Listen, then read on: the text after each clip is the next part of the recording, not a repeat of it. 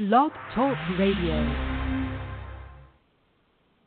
Hello everyone, this is Chrism, and I'd like to welcome you to another conversation about your Kundalini awakening experience. And so welcome to this program. Today I'm joined by Rosemary, and because Amelia is having some extraordinary weather in her country of Ireland, she may or may not be able to join us. So I'm just going to continue, with this conversation. If she jumps in, excellent. If not, well, we'll hope that she did not get washed away. I would like to say thank you to Amelia and her husband John for sponsoring this program and allowing this program to exist so that this information can be given to you. Now, I don't have a view of the chat room, so I won't have access to any of the questions. So if there is anybody in the chat room right now and you want to call in with a question, please call this number, United States area code 347-934-0026. 347-934-0026. I'll repeat that later on in the program. And so let's begin. It's a big topic. Food and the Kundalini. Now, of course, you may be thinking of this as a dietary program, and part of it is of a dietary nature. But there's also other natures that have to do with the food that we eat and the mingling of those energies with the Kundalini.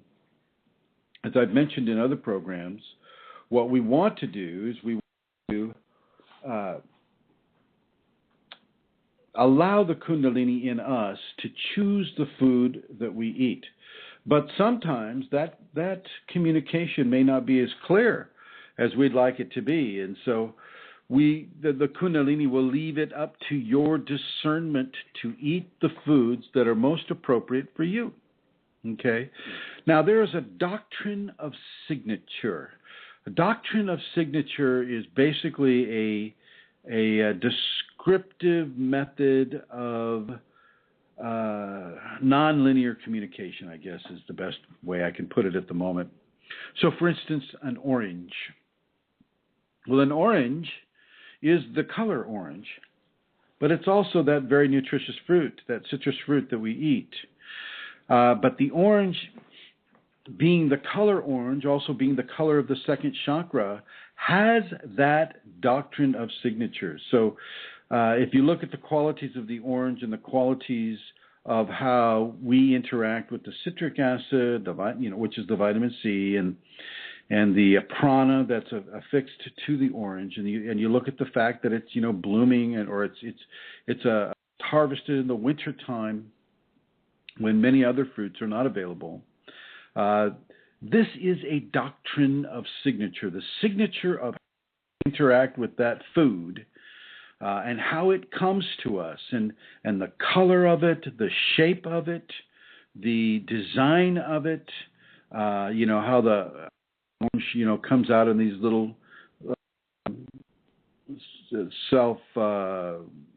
the little slices of the orange that if you peel it, you'll get it that way.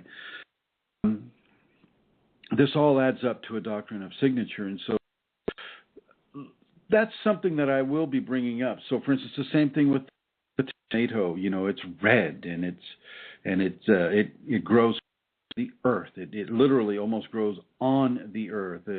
When I was younger, I was a farmer for about 14 years, and we would grow tomatoes commercially. And the tomatoes, they blossom. They get the little flower, and then the actual fruit starts to develop from that flower. And that fruit is very close to the ground, but it starts out green. So in the language doctrine of signature, it starts out with love. Through that love, if you look at the color of it, the green, through that love, it evolves into the red tomato that many of us love to partake of, and that would be a doctrine of signature for the first chakra. And if the same with the banana and the third chakra, the same with say, broccoli in the fourth chakra. The same with blueberries or Concord grapes or blackberries or mulberries or any of the darker blue to purple color fruits or vegetables that are associated with the fifth chakra, and so on and so forth. You won't have a lot of fruits that have a doctrine of signature with the sixth and the seventh chakra. So with a lot of this, it'll just be 1 through 5. Okay. Now I've mentioned a few already. I've mentioned just in addition with the conjunction to the chakras. But that's not all there is to it. Okay. There are many, many, many other aspects of the foods that we eat. I will suggest that you allow the Kundalini to pick your. One thing that I will suggest that you do is to not mix your meats and your starches. Have those in 2 separate meals. Your vegetables and your fruits and your breads and even your sugary, sweety things, let that be completely separate from your densely packed protein foods, such as meats. And, you can have them, you can have the meat as much as you want. You can have chicken, turkey, beef, fish. I will never, ever suggest that you have pork. Okay, and there are many other reasons about the pork. The pork is so genetically close to human flesh, and then there are levels of parasites that can be found in pork meats. And then if you look at, certainly here in the United States, at the pork industry and how that is run, and the absolutely insane level of pain and fear and hurt and levels of I'm trying the words fail me at the moment. The amount of hurt that is put into that meat as it is processed for human consumption. I will never, ever suggest pork be a part of anyone's diet. So I know, we're here in the States, we're a country that is constantly barraged by the commercial industries to eat bacon this, bacon that, ham this, ham that. And yes, I am actually saying never ever eat that. Okay, but you will do what you wish to do. But these are the suggestions that I am making for you with regards to your food. Beef is fine if you can get it organic. Turkey is fine if you can get it organic. Chicken is fine if you can get it organic. Fish is fine if you can get it wild without farming.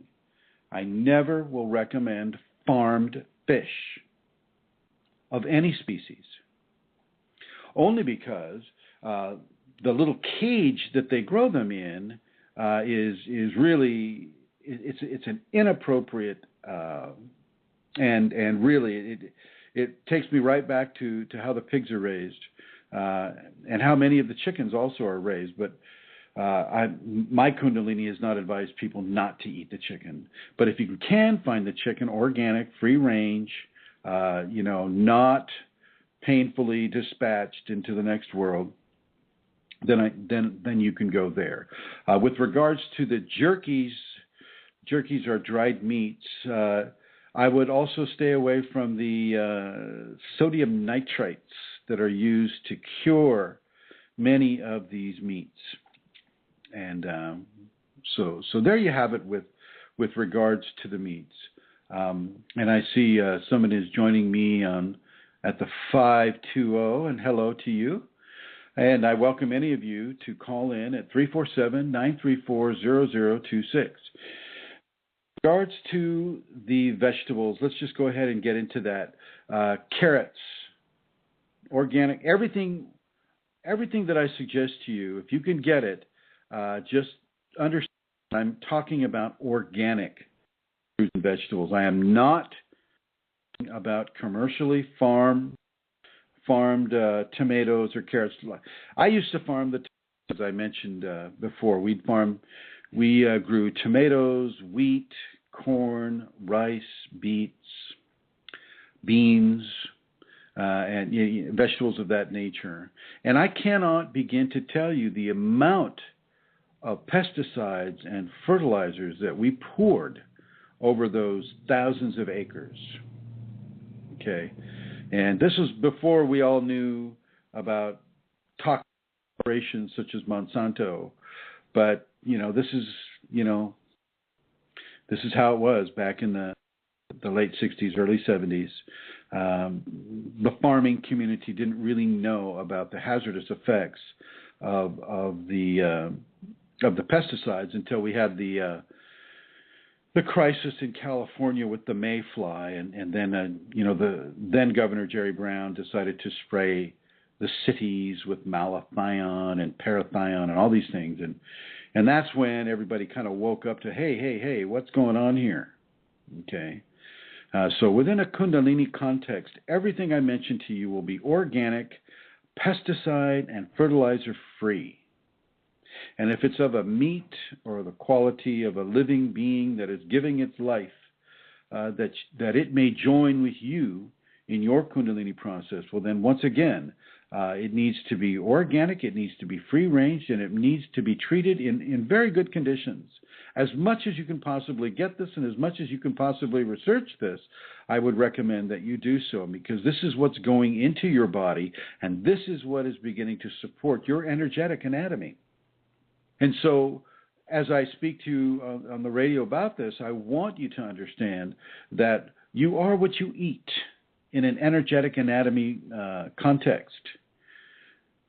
Remember that.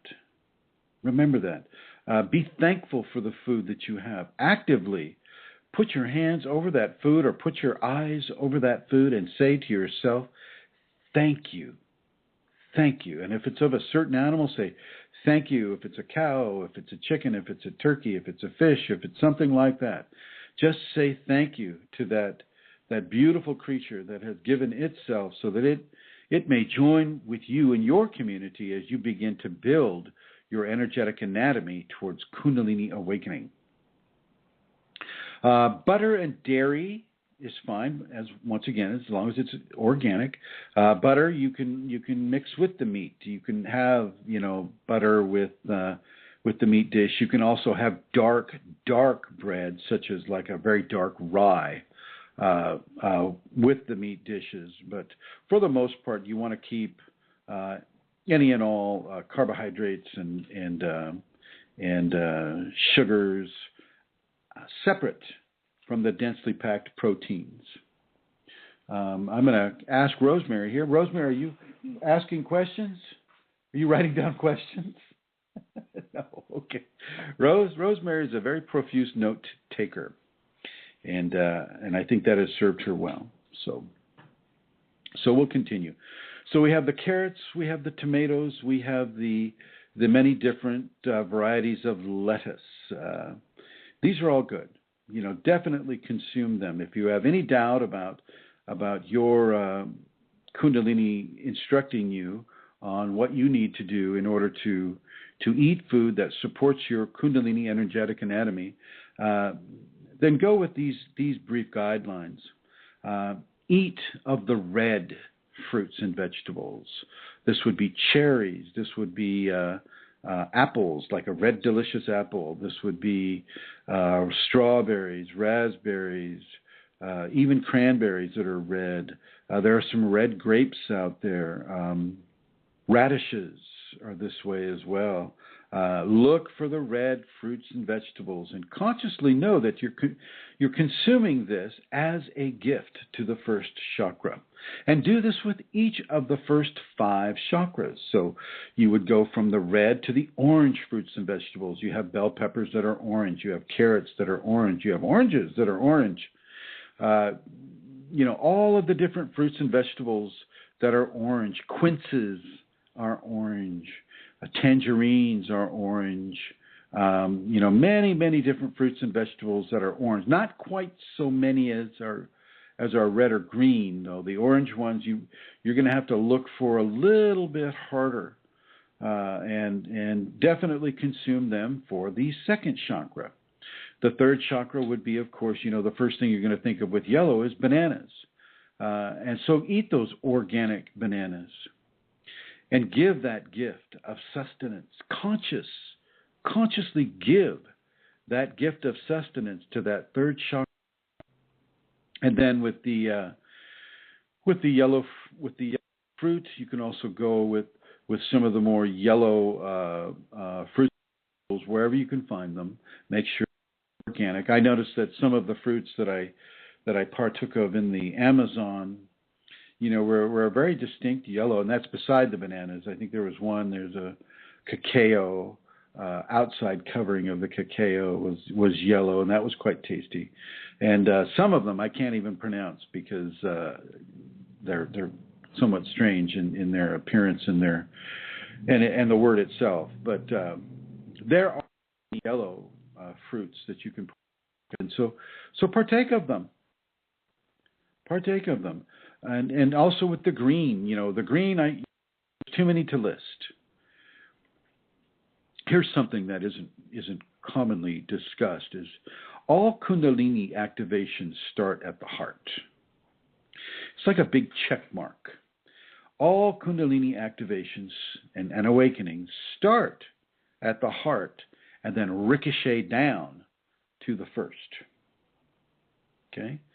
So you'll feel the stimulation of love, and that love will stimulate the first, and it'll almost happen so simultaneously that you'll kind of go with what is the most powerful feeling of the moment. And after the first is stimulated, wow, then it's going to be a very powerful feeling at the base of your spine, and most people will begin to suspect that it's the base of the spine that's first and all, but it isn't. It is divine love that allows a person to have the Kundalini in the first place. And that love is always at the heart. And you have to remember that you have close to around 17 trillion potential hearts in your typical human body. Think about that. 17 trillion. More cells that have the ability in your body to make a complete human being exist in your one body than there are people on this world. Think about that. And then go, 17 trillion times, say, 8 billion people. You can kind of get an idea of the potential for divine love to be expressed on this world. It's a huge potential. It's just not being utilized because people don't understand that it is to be utilized. Many, from the kiwi fruit of New Zealand to celery to lettuces to the dark green leafy vegetables such as Swiss chard or kale. These are all good. Keep them coming to the heart. Make sure they're organic. Make sure if they're not organic, then grow it yourself. Okay. Limes, that beautiful lime green color. Those are also good for the heart. Well, remember, at this point, I'm just talking about the doctrine of signature. And in this case, it's the color. The color. We're not even going into the nutrients yet. Okay? And you'll find you'll be able to put together a diet that consists of things that will actively assist each of the first 5 chakras. Once you have found these, and I mentioned earlier about the 5th chakra, the blackberries, blueberries, boysenberries, any of the dark purple Concord grapes, things of that nature. The green grapes, of course, would go with the 4th chakra. And so on and so on and so forth. Now, as you do this, I'm going to ask you to cut your portions in half. I do not want you spending so much time filling yourself at the table. Cut your portions in half and chew them. Chew them until it turns into a liquid in your mouth. Let the mouth begin the digestion process. Chew them very, very, very well. Then swallow them. And as you chew more, you will find that you need to eat less. As you chew more, you will need to eat less because the body will often recognize the amount of chewing as a form of satisfaction, and you can decrease the amount of foods that you eat and still have satisfaction of eating foods if you chew it very, very well. I'm not saying that you sit there and you count 32 times, while you masticate your food, but I am suggesting that you chew it until it turns into a liquid in your mouth and then you swallow it. And as you're eating fruits and vegetables, they already contain a lot of moisture in them anyway. And so, it will turn to a fluid in your mouth and then you swallow it, and then your body is able to partake of the nutrients that are encased in those foods in a much better fashion. And this is also with the meats that you're eating. Because, the fruits, the meat won't have a lot of water unless it's prepared in such as those juices come forward through the meats. And so once again, I want you to chew that food very, very, very well. And I know you hear this. This is very easy stuff. This is stuff you get in third grade. Oh, chew your food until it turns to a fluid. Then it'll be good for you. But these are some of the basic things that we hurry through our lives. Sometimes we forget basics. And this is a program about remembering some of the basics that will support your Kundalini flow in that energetic that it will form within you. So as you lower the amount that you're eating, and you separate out the dense, compact proteins from the plants and vegetables that you're eating, things will begin to change for you in a good way. Now, I understand that not everybody in your family is going to be very supportive, shall we say, of these dietary suggestions that I'm making, and they don't have to eat that way. They don't. But for those of you that have the Kundalini or are aspiring to have the Kundalini, well then, I will suggest that you eat these ways. I eat these ways. Okay, I don't eat a lot of meat anyway, but when I do, typically it's just that one piece. So if you have any questions about this or about any other part of your Kundalini awakening experience, feel free to call 347-934-0026. 347-934-0026. And I will work the switchboard today. Okay. Now let's migrate away from the color of the food. That's an important doctrine of signature, the color of the food. Let's go in more towards what foods are most appropriate for the Kundalini awakening person. Well, as I've mentioned in other programs, watermelon is a very, very big, important fruit.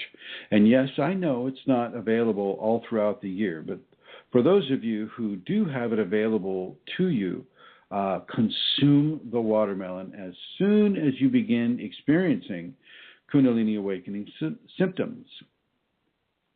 What happens is, as the Kundalini will rise from the base chakra up, it will eventually get to the first, and between the first and second chakra, the kidneys will be consumed by the energy. And literally, the kidneys themselves will begin to expand. Watermelon will help you remain calm while this occurs. The situation is as the kidneys expand, well, so do the functions of the kidneys expand, and yet also those organs that are sitting on top of the kidneys, the adrenal glands, also will expand, and they will also expand the amount of fight or flee hormone that they do.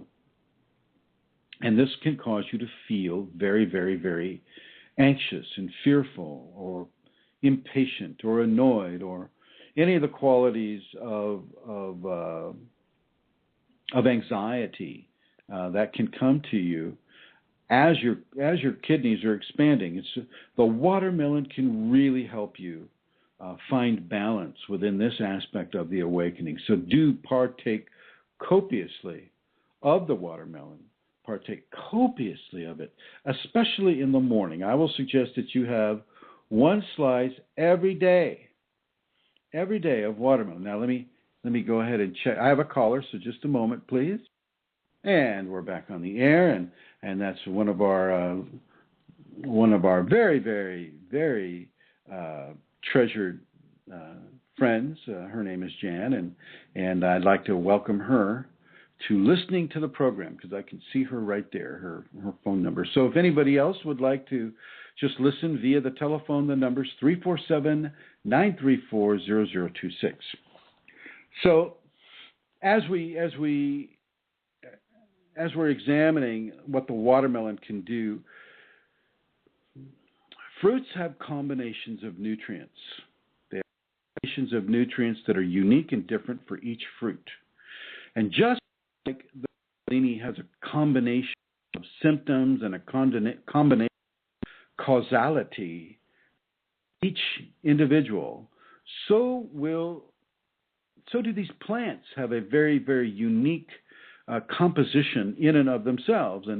And you'll find that the watermelon has many different types of sugars, has a lot of selenium, a lot of zinc, a lot of different factors. It's a very, very, very helpful fruit to eat, and it is in the combination that the ability to modify and alleviate some fearful Kundalini symptoms. It's in this combination of nutrients that the key to that calming effect is. It's not through one thing. Scientists, they like to pull everything apart, and then they find out what they feel is the strongest acting mechanism within a certain thing, and then they'll just forget about the combination.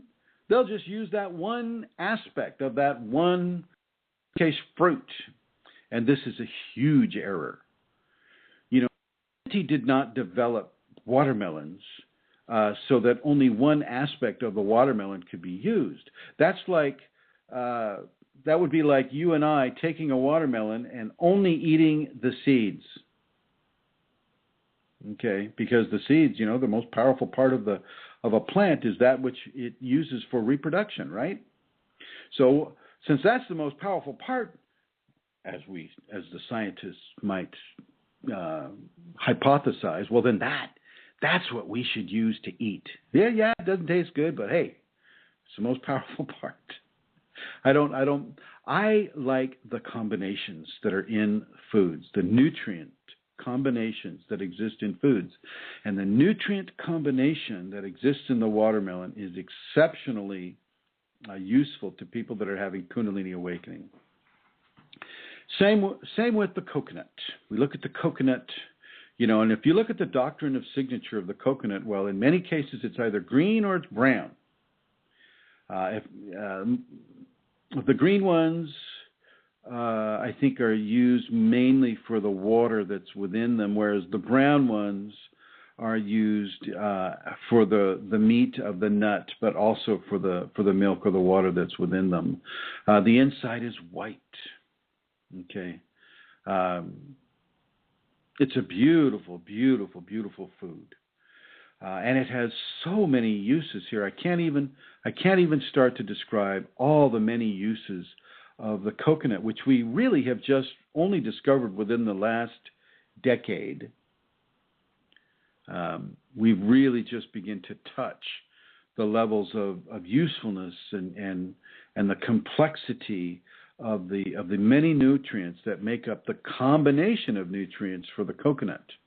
And I'll suggest that if a person is in a position where they can't find the watermelon, well, the coconut and the coconut milk have combination of nutrients that is also very helpful, very hydrating for the kidneys and the adrenals. Okay, and I focus on the second chakra, first and second chakra, quite a bit, simply because at the beginning of an awakening, these areas are very, very physically expressive. You feel the kidneys expand, and 1/3 larger than their normal size, which means they're kind of pushing out your belt line.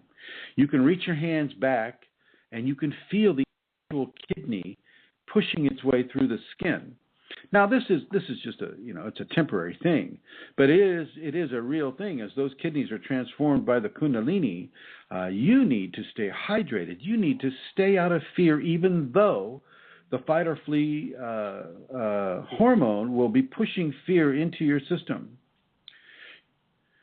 As you know about this, and as you're able to eat the watermelon or the coconut or some of the other fruits and vegetables that are helpful in this area, your awakening in that area will be much smoother. You will not have that accidental temptation of falling into Kundalini syndrome, which a lot of these body tactile symptoms can push a person towards. If they don't know what's occurring, the first place they're going to go is the MD, and the MD is going to go, oh, wow, your kidneys take an aspirin, or maybe we should have those removed. Just kidding. Kidding.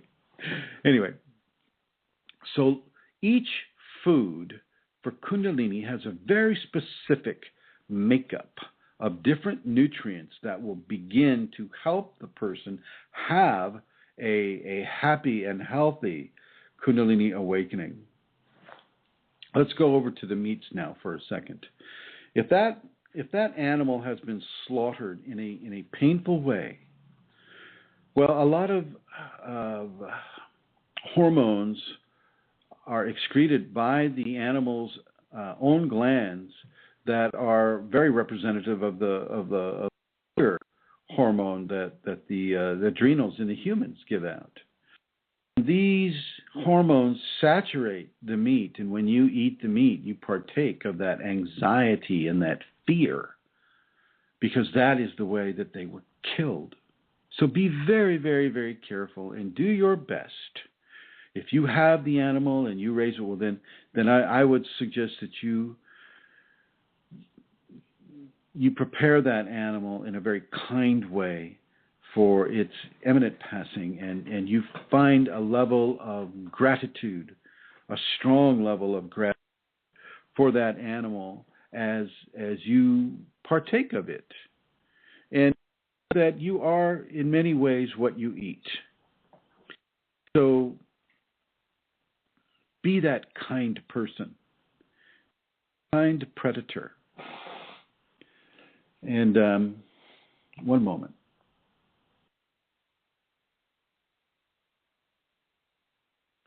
Yes, so pardon me for that moment. So be that kind predator, be that kind human. And if you're going to partake, then be a part of that entire process. Now, I know for those of you living in the cities and those of you that don't really have an idea of what it's like to prepare animals that have been killed for food, this is shocking. This is shocking information. It is not to be taken lightly, and the life of animals lightly. But let's just look at what we do with our cars and what life collect on the radiator.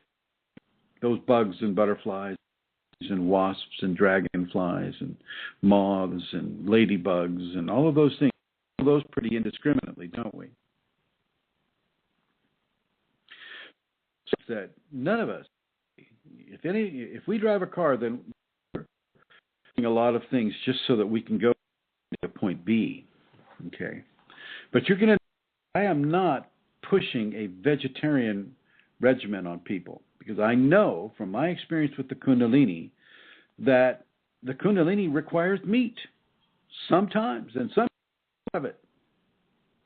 And as I've mentioned in other programs, I would suggest that you follow that instruction. Follow that instruction. Let that be okay with you, because it is. There is no greater authority than the divine.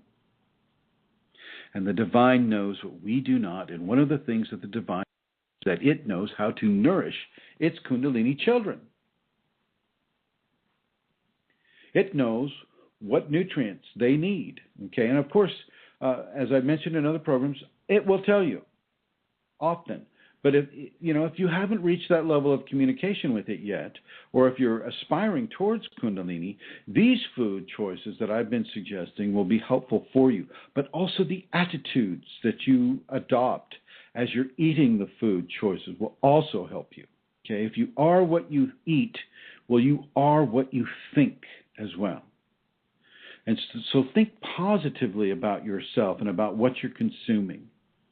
Realize that you're not so much killing it as you're just joining with it, and it's joining with you. This makes it a marriage. Every time you eat a meal, you're inside of a marriage, a sacred marriage with the food that you're eating.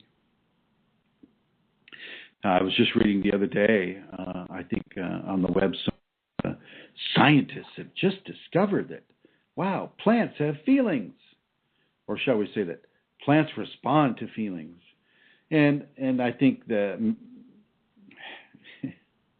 it's true. It's true. Everything that lives feels. Everything that lives has an emotional body. We may not understand it. We may not connect it to our own. It may not even resemble our own, but it doesn't have to. It doesn't have to resemble a human being. I'll digress a little bit. We assign intelligence to those creatures that have a large brain, as if that makes the difference. Okay, so our assumptions about what is intelligent life or what is feeling life, such as feeling pain. You hear this a lot out here in the West. They don't feel pain like we do, so it's okay to kill them. Well, that's just bullshit. Did I say that on the air? Oh, I apologize to any bulls out there that may have been offended. That is ridiculous. That is absolutely ridiculous. And that is the kind of attitude that isn't conducive to Kundalini awakening. I'll just leave it at that. So, as we are what we eat and as we are what we think, we are also what we feel. So feel the joy of that marriage. Feel it. And I know I'm stretching it out here, and I know I'm attaching a lot of things to the simple pleasure of eating. But I just, these, as you expand within the Kundalini, these areas come up for you. These areas will come up for you. The other thing that I want you to do is I want you to look at simplifying your diet. When you find those fruits and vegetables or meats that you feel and are feeling good about having, not good to the ego, but good to the physical source, to the source of your force, which is the Kundalini, partake of them and feel good about who you are and how you are. Feel good. Feeling good about what you eat and why you're eating and what went in the process of allowing it to be given as a food to you.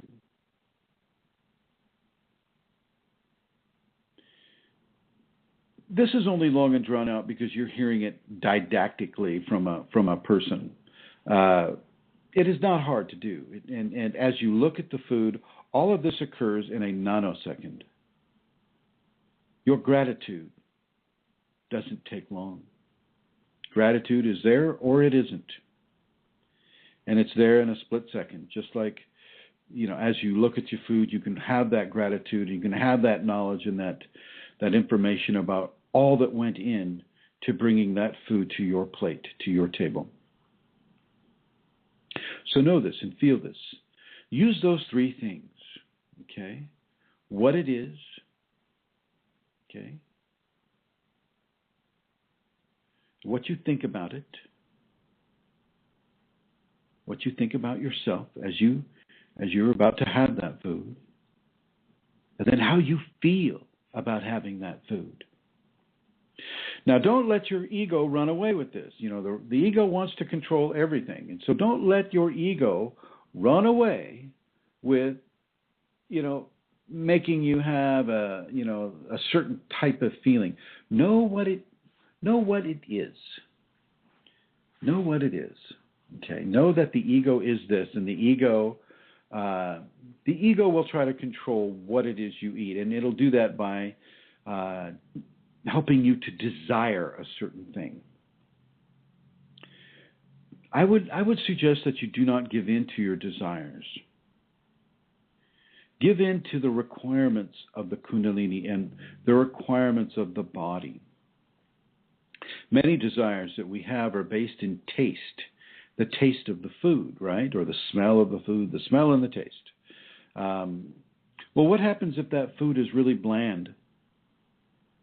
Can we still feel good about it? Do we still desire it?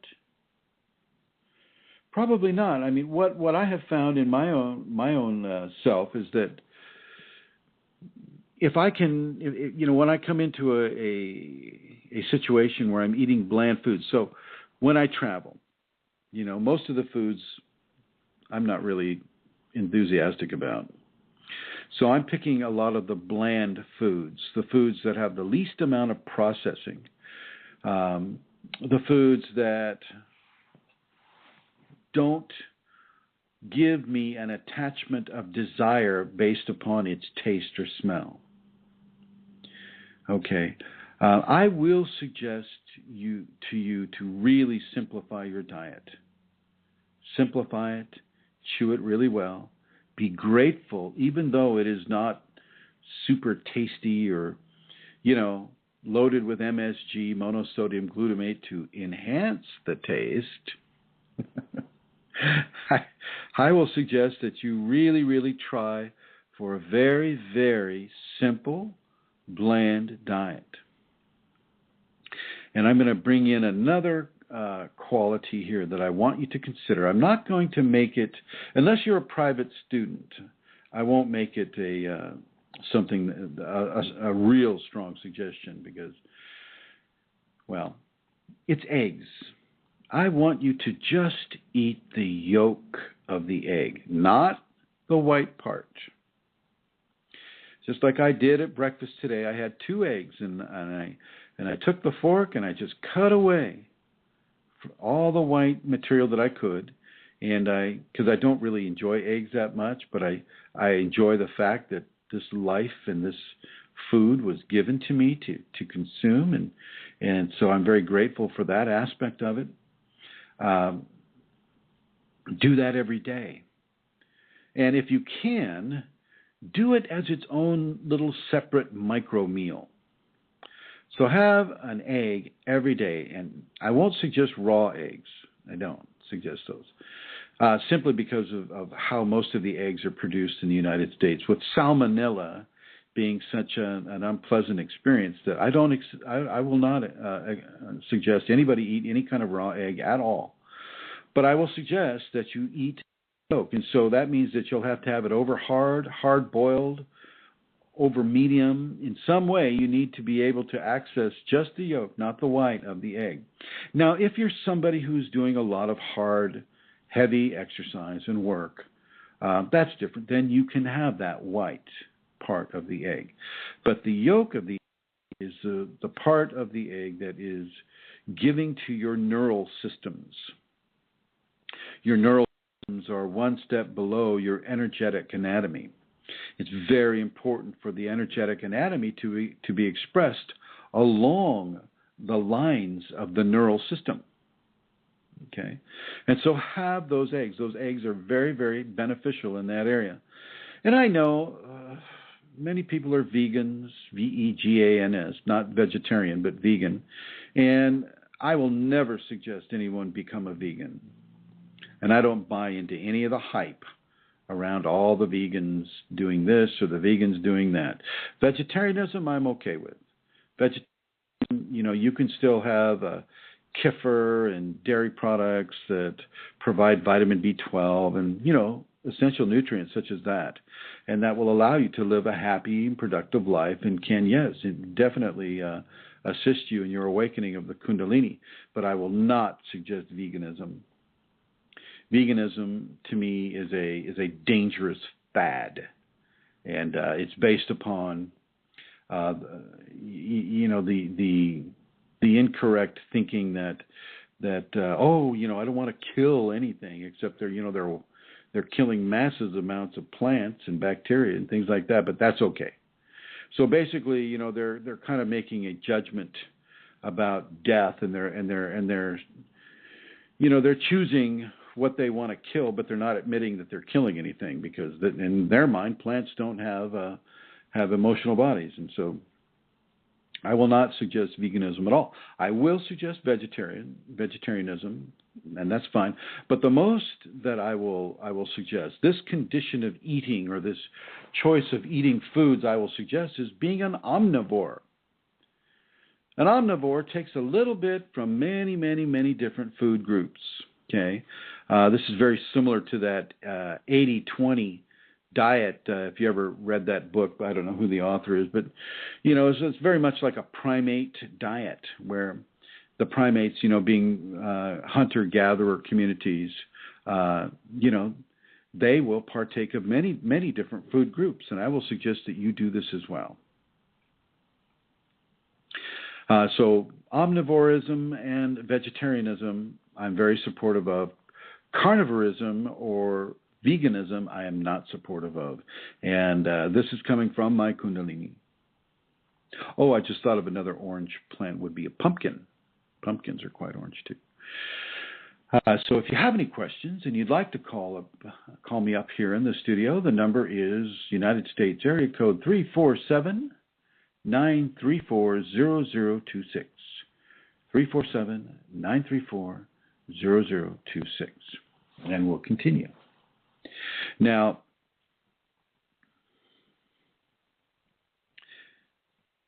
as you decrease your portions,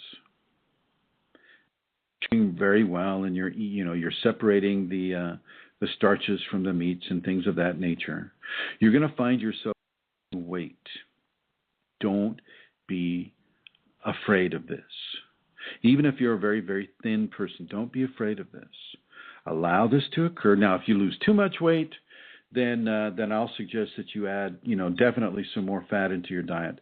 The one thing that I'd like to point out with is you have a lot of these nutrients like chia seeds and the 369 oils and things of that nature, fatty acids.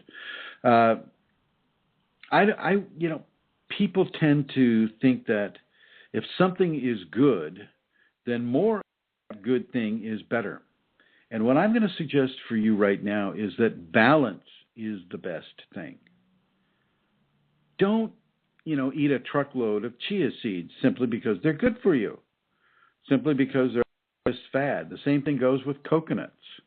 Don't go over, way out of balance because, all the hype is saying, oh, coconuts this, coconuts that, chia seeds this, chia seeds that. Find a way to moderate your concerns about your well-being. Find a way to take the fear out of how you feel about your well-being. Looks like we might have another caller here. One moment, everyone.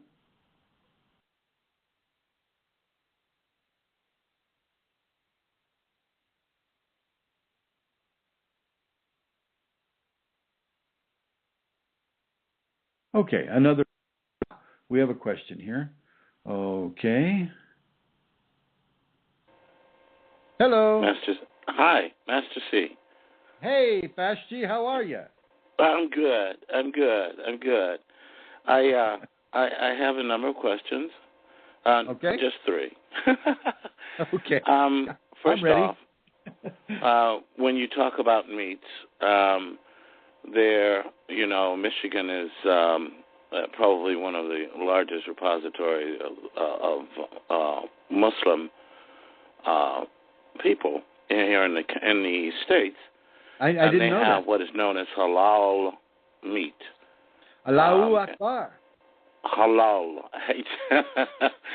H-A-L-A-L, halal meat, and it's supposed to be killed with deep respect and in the most humane of ways.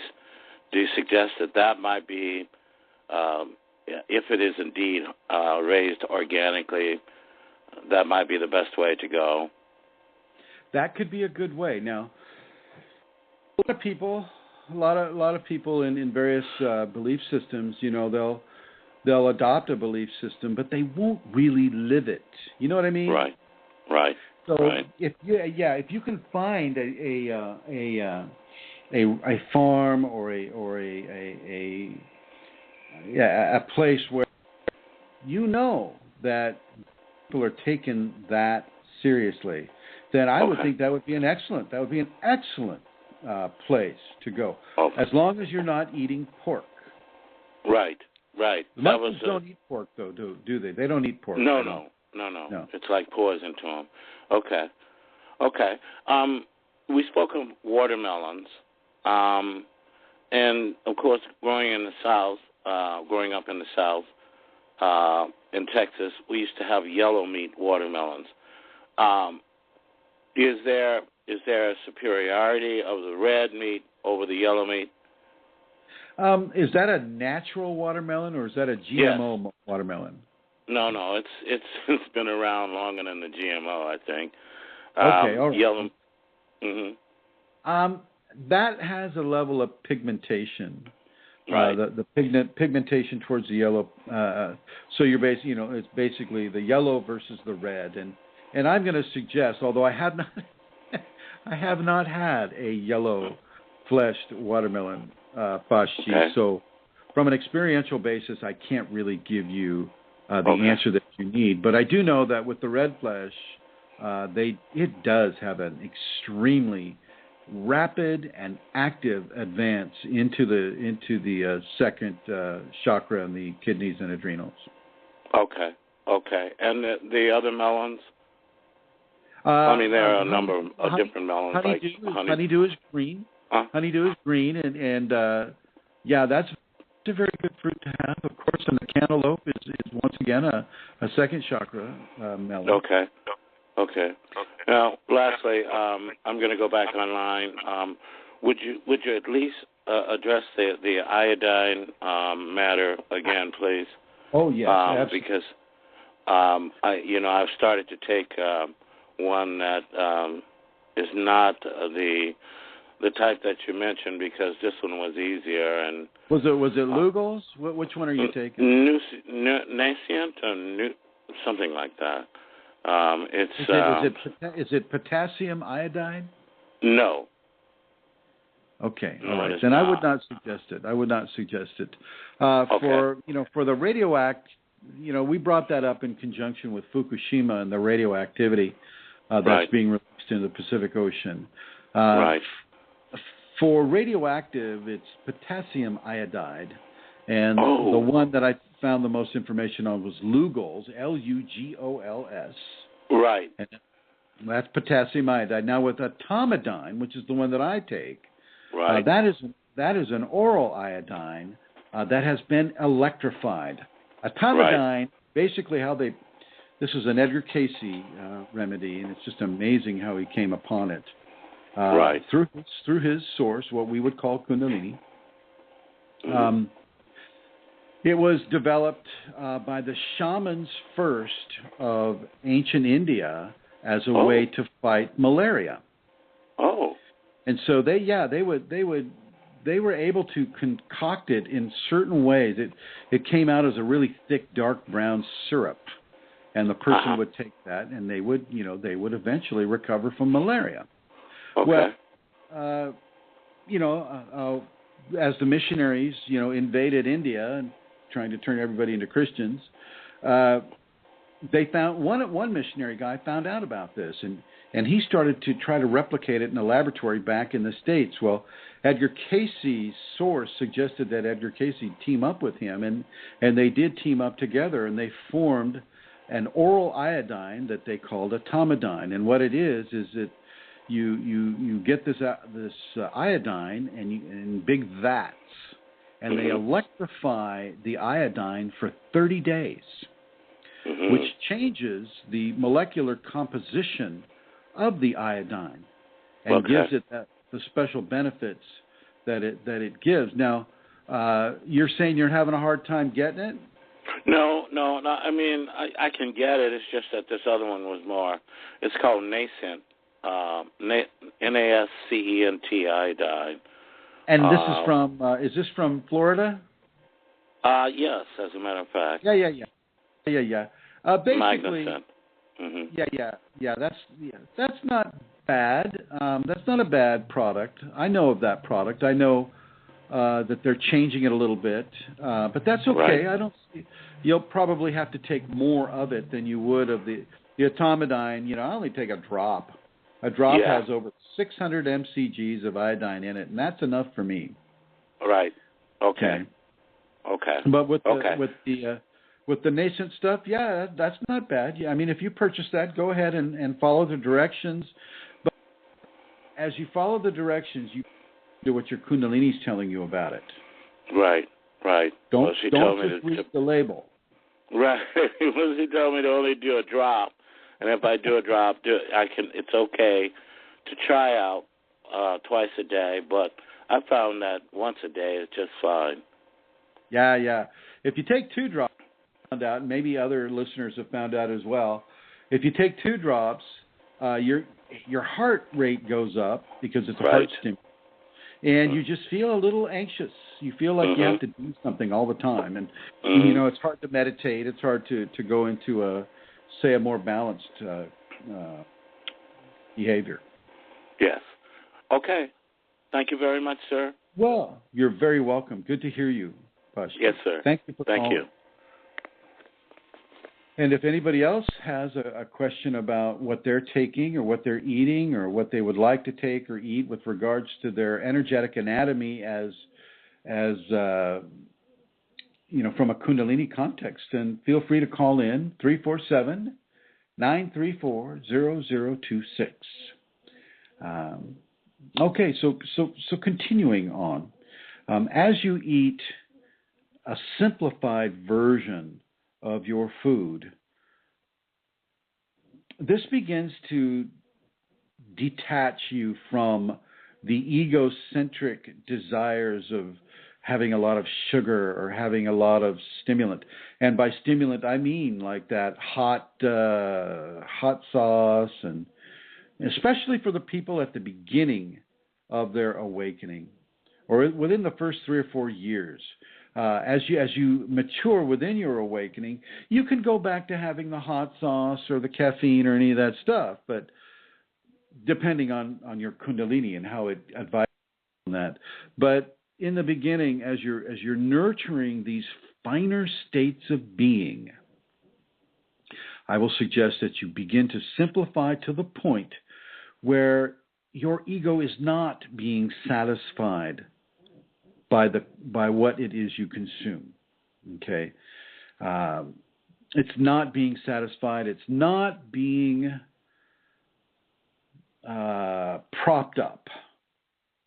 Okay, you're not propping it up by giving into the ego and eating that Snickers bar or that McDonald's, whatever it is they sell there. I won't call it a hamburger because hamburgers rot, and McDonald's hamburgers don't seem to rot, and that's just a little disturbing to me. I don't know about you. But as we simplify our diet and we detach from the ego in that way, the detachment from the ego opens up space for more of the divine to come through us. More channels are beginning to be opened through the detachment of stimulants and sugars and things of that nature. Now, don't get me wrong. all foods are turned into sugars in the body, and I'm not talking about that sugar. I'm talking about artificial sugar. I'm talking about sweeteners. Now, of course, I guess I should mention the sweet and low, aspartame, all of these things. I don't care what color the package is. Don't eat them. They're bad for your kidneys. Don't eat them. Do not eat any form of artificial sweetener that is on the market today. None of them are really good. You can have stevia. Stevia is a plant from the tropical regions, and some people enjoy that as a sweetener. And then, of course, there are different forms of anise here in California that is also like 50 times sweeter than sugar. And if you're going to have that, then fine, have that, but don't have it to a gluttonous degree. Matter of fact, I guess since I mentioned the word gluttony, don't be gluttonous at all with your eating. Do not be gluttonous at all with your eating. If possible, always leave the dinner table not completely satiated with food. Leave the table with the feeling that you could put more in if you wanted to. But choose not to. Choose not to do that. Remember, it's hard to describe this to people, but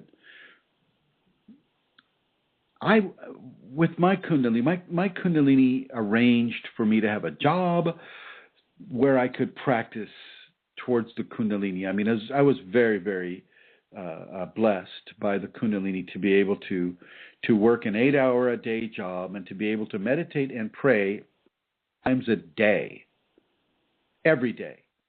Whether I did it in, I didn't want to call a lot of attention to myself because the 5 Tibetans, they look kind of exotic for most people. But I would go into a park and do those, and then do the after the Tibetans meditations and pranayamas and compression prayers and these things after the 5 Tibetans. But I would also eat very specific things. I would eat a lot of red, a lot of green. I would eat a lot of yellow. Okay, and then given to eat a lot of fresh pressed carrots, a lot. And I still am driven to do some of those things, but not as much. And I find, I'll buy a $6 half gallon of fresh pressed carrot juice out here in California, organic, and I will find that the Kundalini will only let me have so much, just a certain amount. And then I just don't want it anymore. It's weird the way that occurs. It's also comforting that the divine aspect of you knows how to nurture itself through the activities it compels you to do. I am not suggesting that you all do, 5 times a day, the meditation and the practice towards Kundalini. I know that, 99% of the people won't be able to fit that into their schedule, and I certainly understand that. But I also understand that you can eat your way into oblivion. You can clog your arteries to the point where, there you go, off onto the next life journey. And so definitely begin to cut your what you eat in half, and to masticate or chew that food tremendously so. Now, I know you won't be able to do this all the time. Sometimes you're in a hurry. Today, Rosemary and I, we went to a wonderful breakfast spot where I was going to, initiate her into the 2-egg routine. Rosemary. Yes. I'm bringing Rosemary over here, and she's going to have a seat here. And Rosemary, how did you like the 2-egg routine? It was interesting. There's a great respect and attention I had to give to cutting off the yolk gently and just slowly and little tangents to that circle, so I could get the yolk because it was not a solid. But I had a lot of respect and a lot of presence. Was interesting, and as well the discipline of saying yes, I'm not going to eat that. And I forget, and you haven't said about mixing things. Not yet, yeah. But what I looked for was what else could I have that was not meat. It was a challenge to find something because our ways of eating include a main part of meat. Well, Rosemary, thank you. With the egg, as I mentioned earlier, you want to have that maybe as a little bit of a micro meal of its own first. The eggs you can have with the meat, the eggs you can have with the vegetables, the eggs you can even have with the fruit if you want, although not ever really being an enjoyer of eggs.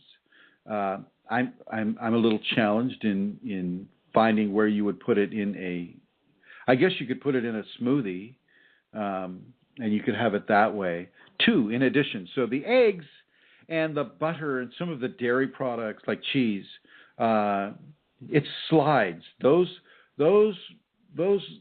foods will slide from that you can have them with the meat and you can have them with the vegetables and fruits. You just don't want to mix the starches with the meats. Really, that's the essential idea. Yes. So, wow, thank you, Rosemary. Yeah.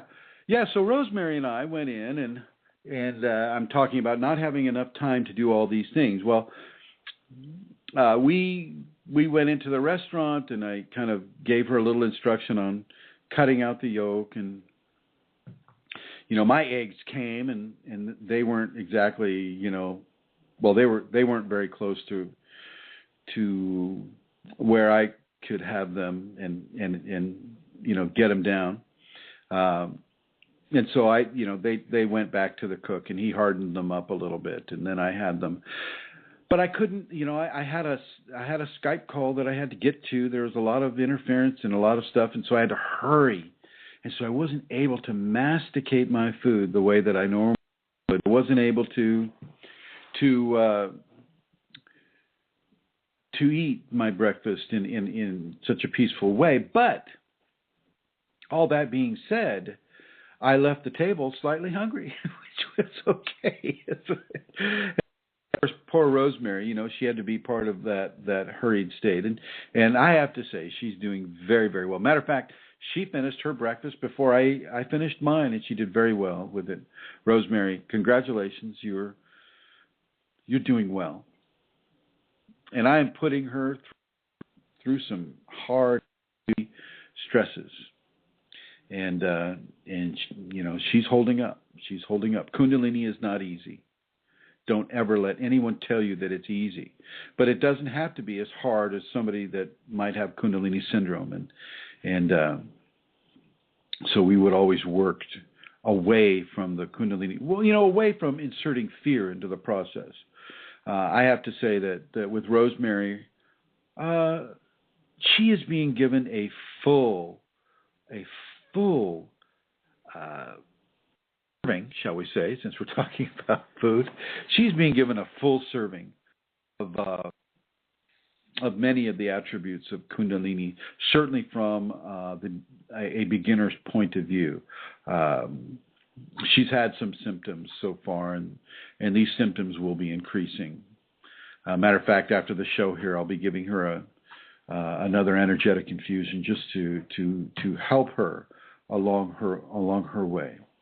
If anybody would like to call in about their Kundalini awakening experience or have a question about it, the number is 347-934-0026. As we eat our food, I will also suggest reading about the Kundalini, reading information about it, reading writings of those who have had it, like you could read Krishna, you could read Chrism, you can read anybody that you know has had the actual Kundalini, what I call actual Kundalini, which is the real Kundalini, not just the wannabe Kundalini that they can sell $5,000 tickets to. If you have the actual Kundalini, stand by one moment. One moment here. Let's see. Everyone, I'd like to welcome Julie to the program. Welcome, Julie. Hi. Hello. You all have to forgive me. I have a cold. So excuse me. Oh, it's okay. It's okay. Although, you're in South Carolina, it should be kind of warm there, right? Well, we're in the middle of an ice storm, actually. I know. How are you, my dear? Good. How's your little boy? I know he got his lip cut. He did. Yes, he did. He's doing pretty good. Okay. What's your question? He's a trooper. He My question is, you were talking about thoroughly chewing our food. How do you handle that when you don't have very many teeth? Oh, no, that's a good question. Good question. I'm somewhat challenged in that area myself. What you can do is you can blend it.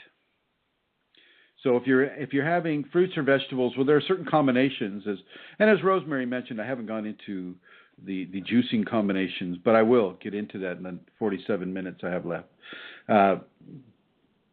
You can blend it up, and you can blend it. They sell some of these blenders. Have like a Harley Davidson motor attached to them, it seems, and they blend it up so much that it creates heat, and you can create soup that way. So that is one, and it's a good way. And as you know, I've suggested it with the carrot and the greens mix. You just blend it, and there you go. But as far as chewing goes, chew with whatever teeth that a person has. That I have. Okay. Yeah, and you don't have to chew quickly, and you don't. It may make the meal last a little longer, but as the longer you, the less you desire. Gotcha. So, I guess I figured that much. I should just slow down. Yes, you can just slow down a little. Enjoy your food. Enjoy. Well, I do. I do enjoy my food a little too much at times. So yeah, this was a great show for me. Well, and as you simplify your food, as you begin to get into some of the more mundane, less tasty foods that are actually really, really healthy, and I'll use chia seeds, even though I said don't eat too much, and I still stick to that. Don't eat too many chia seeds. Don't eat a truckload, and don't make that the staple of your diet. But the chia seeds, as Rosemary. Now, Rosemary, I'm gonna bring you online here again because Rosemary has been eating the chia seeds. She's following a recipe that it's a very complicated recipe where you have to boil the water and then you have to pour it on chia seeds. It's very difficult. How is it going for you, Rosemary? I eat oatmeal in the morning, and I still like the benefits of the oatmeal. So I boil. It's about a little bit less than half a cup of water and 2 tablespoons of the chia, and I keep stirring it. It really absorbs the water very quickly, and I mix that with the oatmeal, and I put fruit in that, and so that's how it is tasteless. So if you depend on good taste to keep you eating, you'll probably have something to that. Well, thank you, Rosemary. Yeah. So, she's adding stuff to it, What I'm suggesting, Julie, is that the blander the nutritious food, the better it is for the Kunalini. Okay? I like what Rosemary's doing because I don't think she's adding any other sugars to it. And so she's mixing the chia seeds with the oatmeal and then adding some fruit. That is a perfect breakfast food, in addition to, of course, the 2 egg yolks that day, or the 1 egg yolk as you see fit. And you'll notice a lot of kids, if the kids are allowed to choose their food from a list of nutritious foods, many of the children will choose a hard-boiled egg or a soft-boiled egg. They will choose that, oddly enough. I never did, and Mom was getting me ready for the swim team every morning. You know, we had to get up at like 6 to get there by 7 to leave, you know, in time for school. And she'd always give me a hard-boiled egg, which is perfect because I ate the whole egg, including the whites, because I was a young kid trying to grow stronger. And for your Julie, I'd suggest that for him as well. Yeah, he does like scrambled eggs. We've tried different things with him. Well, scrambled eggs for him is good. But scrambled, he does like scrambled. He's a 6-year-old, right? Yes. So for a 6-year-old, you want him to eat the white of that egg. So scrambled's perfect. Okay. Scrambled's perfect. Yeah, I might put a little cheese on him. See how he likes that. I do have one more question. Please, go ahead. I don't know if you mentioned it. I came into the broadcast just a few minutes late. I was having some trouble connecting. But you had mentioned not mixing starches with the proteins, or like. Well, with the dense proteins, I'm saying don't mix the starches and the meats. Like potatoes with meat. Right. Okay. Yes, why is that? That'll stand by. Meat potatoes. You know, I'm from Iowa. I grew up eating potatoes. I know. Right. That's it's actually not just the potatoes. It's with any fruit and vegetables, because the way the body will want to digest the food within a spiritual Kunalini context, there's less of a focus on having to digest anything else. Okay. Now there are some more reasons about not wanting to mix the meat and the veggies, or the meat and the fruits. The meat in and of itself needs to be appreciated just by itself. From a spiritual context, the meat of that mammal or that fish or that lizard or whatever it is you're eating, because a lot of people eat rattlesnakes, and that's fine. It needs to be enjoyed just by itself. But you can also mix in, say, if you're eating rattlesnake, or you can eat chicken, you can eat turkey, you can eat beef, you can eat some of these other meats mixed in. But the way the body digests the food, it is best to separate those two. And then the way the Kundalini takes the energy from the food, and I mean Kundalini here. I'm not just talking about chi or the body electric. I'm talking about the Kundalini, and this is all about the Kundalini. And so you won't see this exemplified in any other diet that I know of. I mean, maybe there is somebody out there writing a diet right now off of this radio show. They can make $1 million. The Kundalini diet. The reason why is the way the food is digested. Okay. It's digested differently. It takes a different level of time to digest. Okay, and it's of a heavier quality. The densely packed proteins are of a heavier quality. And that allows, when you just put the meats in, that allows for the body to focus primarily upon those densely packed proteins. When the starches come in, and I'm being shown right now, shown a vision from my Kundalini right now. How do I say this?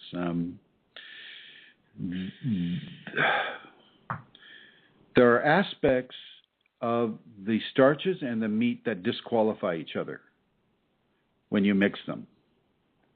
Okay, so nutrients, I'm being shown that nutrients will disqualify each other if they're not separated, except for the eggs or the dairy.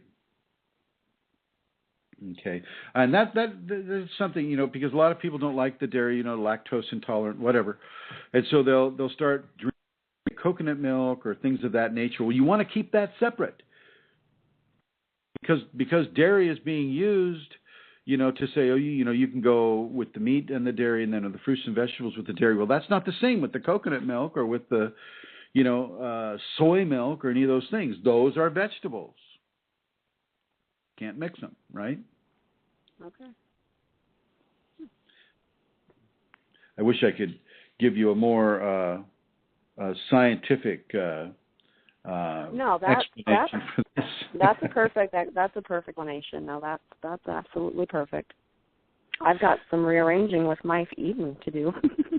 Well, yeah, and I think, certainly for you, because you are a private student, and so there's some rearranging to do, and with Rosemary, have you practiced anything close to this before you came out here? Some little bits of it, but not this way, and certainly not with the intention of being present to my Kundalini as I'm eating. And I'm just learning that today in a way to do that. But I have not had sugar for 25 years. I just somehow was guided early that I knew that wasn't good. So I'm ahead of the game on that. You are definitely ahead of the game, Rosemary. As are you, Julie. As are you. Now, with you can use grits, Julie. Okay. If you can find some organic grits are fine. Grits are fine. I absolutely can. Yeah, grits. I love grits. The name grit sounds kind of gritty, and so I was not so attracted to it. But then when I finally went down to the South and I had an actual grit, it was good. So. I've not tried them yet, so I'll. Oh, they're wonderful. They taste. They're kind of like a. Well, they're they're not like oatmeal. I would say they're like a less toxic form of malto meal. Malto meal, yeah. That isn't like a man-made. It's not a wheat. Oh, I guess it is a wheat product. But if you can get them organic, you could mix the chia in with those and put some fruit on there, and that would be a really good to have in addition to your egg yolk as well. Now, I don't think I need to worry about this with you, Julie, but I don't want you to eat the eggs raw. Don't eat the eggs raw. No. The salmonella, I cannot, suggest people do something that's going to harm them. I'm not a medical doctor. I'm not a nutritionist. I'm not any of these things. I'm a Kundalini awakened person. And from the Kundalini awakened standpoint, with the level of food in this country right now, 2014, I will not suggest that you buy eggs from a store, even if they're organic, and then eat them raw. Cook them. Cook the eggs, boil the eggs, and strip off the white. Feed that to the dog or the kitty. Or the 6-year-old, and eat the yolk. No offense to the 6-year-olds. Okay. All right. You have more questions, Julie? No, I don't. Thank you very much. How have you been going lately? I've had a lot of energy. That you want to say? Things. I've had a lot of energetic things going on from head to toe. Oh, well, good. That's over the past couple of weeks. So, yeah. I'm being worked on pretty good. This new diet that should fit right on in with what you've been experiencing. Sounds good. I have some chia seeds, actually. I will add those into a few of the chia things seeds that I soak eat. up. They soak up 9 times their own size in water. Yeah, I actually used them the first time to put them on my face. Oh, that's cool. I'd never thought that. That's wonderful. Mm-hmm. Did it work? Yeah, it made my face very soft. Yes. Oh, nice. Well, there you go, folks. You got another use for But yeah. Yep. Put them on your face if you don't want to eat them. Mm-hmm. Okay, well, I am going to go into some of the commons now, Julie. And since you just mentioned that, I'm going to mention the commons with chia seeds now. What you do is you prehydrate the chia seeds. So we'll just say you get a couple tablespoons of chia seeds and you pour them into a 12-ounce glass container with a lid. And you fill that up with, say, maybe half of the 6 ounces of water, and you shake it up and you just put it in the fridge overnight, and those chia seeds will turn into little floating. How do you describe them? They look like little. Well, I don't want to say that because I don't want to gross anyone out. They gain an aura. They gain an aqueous aura about them. And they're very soft and squishy at that point.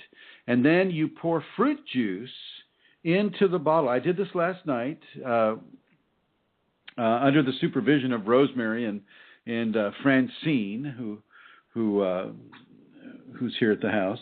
And boy, was it tasty. And I had done this before. And they actually sell a product. Let me see if I still have the bottle here. Let's see. Nope. Did something with it. But they sell a product that you can buy off the shelf. They sell a product that you can buy off the shelf. Chia seeds pre-mixed into it. And really all it is just fruit juice and prehydrated cheese, and it's great. It's really, really, really good. And thank you. Rosemary was looking for that bottle.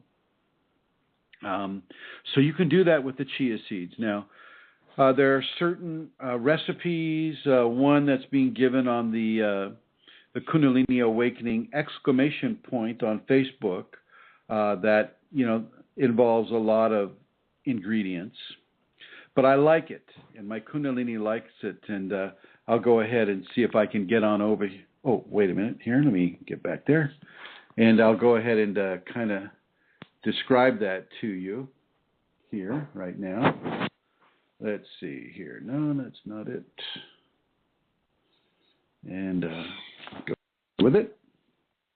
There we are. And Julie, are you still on? Yes, I am. Good. I want you to stay on here. And I think you've seen this one, right?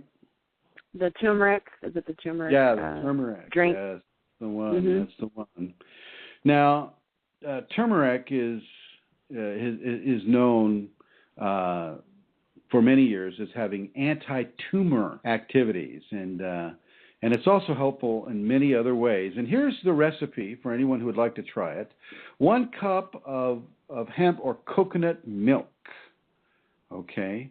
1/2 cup frozen pineapple or mango chunks, 1 fresh banana, 1 tablespoon coconut oil, 1/2 tablespoon of turmeric, 1/2 tablespoon of cinnamon, 1/2 teaspoon, or actually these are 1/2 teaspoons of turmeric, 1/2 teaspoon of cinnamon, 1/2 teaspoon of ginger, 1 teaspoon of chia seeds, and then if you wanted to put maca, which is actually called maca, and it's from South America, you could put a teaspoon of that in as well, but you don't have to. And then you blend it up, and there you go. There's a lot of good stuff in here, and this is a very energetic and a very nutritious drink, and I will recommend it, even though it has 1, 2, 3, 4, 5, 6, 7, 8 ingredients. I'm good with this. This is a very, very positive drink. Now, you don't need to go way out with the chia seeds on that. If you go way out on anything, you could increase the turmeric to a full teaspoon rather than 1/2 teaspoon, and then mix it up from there. And you can try that type of a recipe as well. But once again, I'm going to suggest that people try to keep it simple. Keep it simple. most of the people, well, I should say not most, but most people over 45 understand that the sexual drive is the strongest drive that a person has.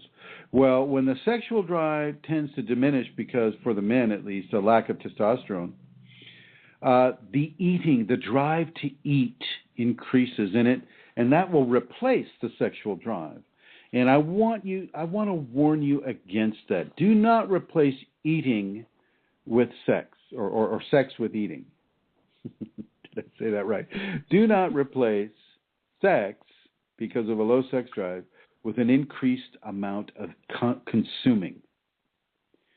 Don't fall into that trap. Keep your portions small.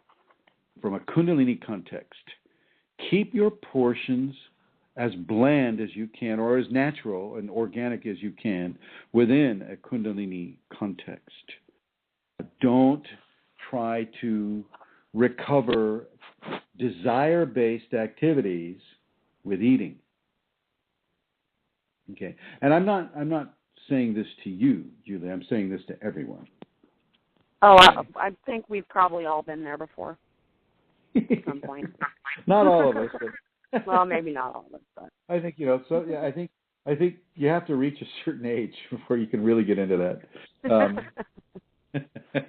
Well, I mean mostly replacing anything with food. There's other types of like emotional eating and things like that. Oh, you're absolutely correct. Absolutely correct. And like bulimia, anorexia nervosa. Yeah, you want that. That is a completely different order of eating, and that does have, like you say, a psychological, behavior-based, emotional imbalance. Mm-hmm. Yeah. That is an interesting subject all by itself, and it does lend itself to this conversation a little bit. So,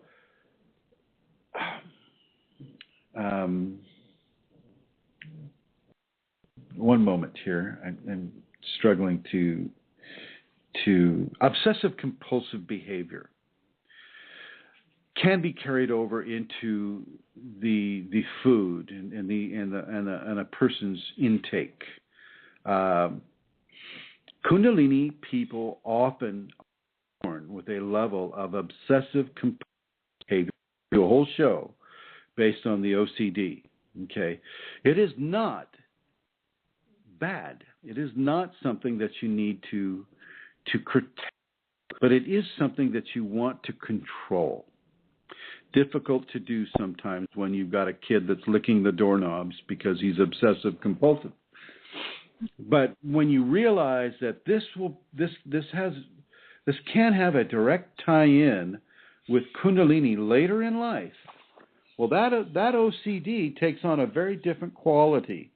OCD can be used in very positive ways that, towards meditation, towards prayer, towards not eating in an incorrect way. So the OCD person, the obsessive compulsive person, can program their obsessive compulsive tendency towards eating in a very complete and very nutritious way. To call it a disorder, OCD, obsessive compulsive disorder, there are people that are not having Kundalini that have OCD that, for them it would be a disorder. Washing your hands till they bleed, that type of thing. But for Kundalini people, well, that's a different deal, because the Kundalini will form the force behind the obsessive compulsive aspect of those tendencies. And so, if you do have OCD tendencies, you can program that compulsion to eat, for you to eat in certain ways that are very, very healthy. The obsessive part of it will mean that you won't allow yourself to go outside of those protocols. Okay, that's how the OCD can be very, very beneficial within a Kundalini context. Not certainly within a psychological or a medical context, but within a Kundalini context, you don't need to take meds for your OCD. You just need to pay attention to what your Kundalini says to do with it. Easier said than done, I'm sure. Well, okay, so let's get into a few more recipes. Any of the recipes that keep your starches separated from meat, well, that's the way to go, of course. Any of the doctrines of signature within the first 5 chakras. So, for instance, you could, if you wanted, you could mix a radish and an apple, even though, from a doctrine of signature, well, they both have red on the outside, white on the inside, right? But it's not gonna. It may not taste good. I haven't tried it. I haven't mixed radishes with cherries either. So that's something that somebody can experiment with. Typically, the roots, you don't want to mix the root vegetables with the fruit. You want to keep them separate as well. So you would mix, say, the radish with the red bell pepper. Okay, you would mix the banana with the apple. They're both hanging from the tree. They're not growing in the ground. There is a vibrational difference between the two, and I will suggest that people not mix the fruits and the vegetables. But you have to also know what is a fruit and what is a vegetable. A tomato is a fruit. It's not a vegetable. Okay, we just call it a vegetable. because that's what we want to call it.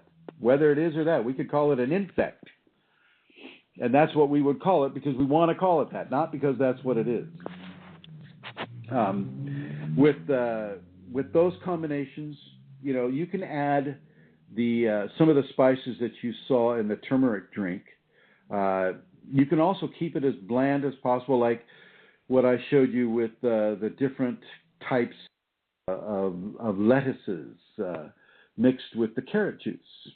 Okay, some folks have told me they want to mix the spinach with the carrot juice, and I'll abjure to their experience with that. I haven't had a bad experience with it, but what I buy or was buying was a mixture of young baby lettuces that I would put in with the orange juice into a blender, as I've been suggesting to you, Julie, and I would blend that up. But the sweetness of the carrot juice counterbalances the bitterness of the lettuce, and that is a really good combination. That is a really good, because you get your bitter and your sweet at the same time in a very nutritious and almost pre-digested format. If any of the blending that people will do is definitely aiding the digestion process for the person. So there's a couple of recipes right there. Just make those separations between the meat and the starch, and then the fruit and the veggies. The fruits and the veggies. Okay? Yeah, makes sense. It's so nice to hear your voice, Julie. Thank you. It's a pleasure to be here. Let's do another Skype soon, okay? We will do that. Yeah, and if you can use aloe vera on his lip, in addition to some vitamin C, D-natural-to-several vitamin C, I don't see that he must have a scar there at all. I don't see it.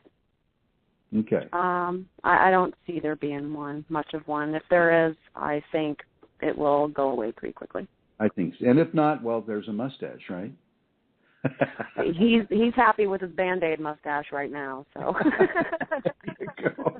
He's a good guy. Okay. Nice to talk with you, Julie. Thank you for calling in. Great to be here, you bet. Thank you. And if anybody else would like to call in, the number is 347-9934. Oh, let me take it back. The guest call-in number is 347-934-0026. I have 18 minutes left. So if you have a question about your diet or about foods that are appropriate to your Kundalini or your Kundalini process in general, feel free to call that number. When we travel, it is very, very difficult to find the appropriate food for us to eat within a Kundalini context.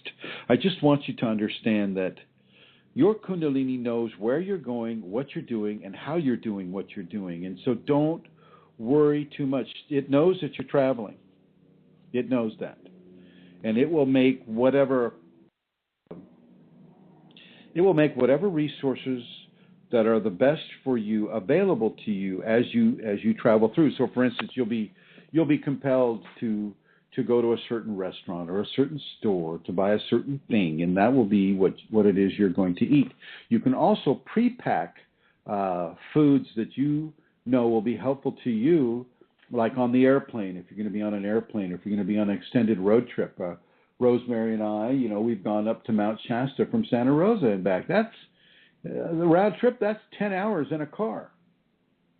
And then down to Yosemite, that's 9 hours in a car. And so instead of stopping off at or eating gas station food, which sometimes we have to do, you can have your own pre-packed organic apples, carrots, tomatoes, whatever it is you like to eat. You can take that with you, and I would suggest that you do that. I'm being given to speak on dried foods right now, and anything that is dried using sulfur, like dried apricots, they use sulfur as part of the drying process, and I would suggest that you not partake of those. As I mentioned before with the beef jerkies, the sodium nitrites, you want to avoid those. Let's see what else I'm being shown here. Broccolis and spinach, very, very good. You can mix the broccolis with the spinach, with the cauliflower, with the string beans, with the, you can really go to town. And then you can melt cheese on top of that, because that's of the dairy and that floats over. And it's a very, very nutritious and a very good meal. And because it's so good and it's so nutritious, you may want to partake of more than you should, but remember to try to cut your current amounts in half. At least cut it down. Cut it down. Well, as I'm not receiving any more phone calls, I want to thank everybody who is in the chat room. Hello, everyone. I would like to thank everyone who is listening in the archives. You future people out there, hello and welcome to this. I would like to thank Glenn Olaw for the creation and the management of the Kundalini Awakening Systems 1.com website. If any of you would like to see the videos, I am putting new videos up, and they are at Chrism, the number 0 Kundalini.